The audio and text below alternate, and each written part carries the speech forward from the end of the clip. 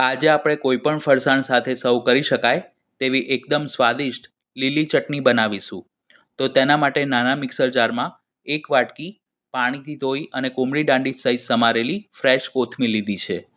તેમાં 2 નંગ મધ્યમ તીખા લીલા મરચાં અને 1 ઇંચ છોલીને સમારેલું આદું ઉમેરીશું. 1 ચમચી શેકેલું જીરું, સ્વાદ પ્રમાણે સંચળ અને મીઠું ઉમેરીશું. હવે ચટણી સરસ ઘટ્ટ બને તેના માટે 2 ટેબલસ્પૂન બેસનની નાયલોન સેવ ઉમેરીશું. તેના બદલે તમે પાપડી ગાંઠિયા અથવા તો શેકેલા દાળિયા પણ લઈ શકો છો. ખટાશ માટે 1 લીંબુનો રસ અને ચટણીનો રંગ સરસ ગ્રીન જળવાઈ રહે તેના માટે 2 બરફના ટુકડા ઉમેરીશું. તેમાં જરૂર મુજબ 2 થી 3 ટેબલસ્પૂન જેટલું પાણી ઉમેરી આ બધી જ સામગ્રીને સરખી રીતે વાટી લઈશું.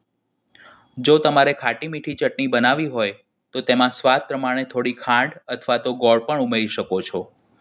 આ ચટણીને 5 થી 7 દિવસ સુધી રેફ્રિજરેટરમાં સ્ટોર કરી શકાય છે અને તેને ઢોકળા, હાંડવો, મુઠિયા, ગોટા, ભજીયા, સમોસા, કચોરી કે પુડલા સાથે પણ સર્વ કરી શકો છો.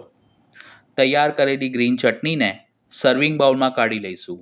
તો તમે પણ આ રેસીપી જરૂર ટ્રાય કરજો. વિડીયો પસંદ આવી હોય તો લાઈક અને શેર કરજો.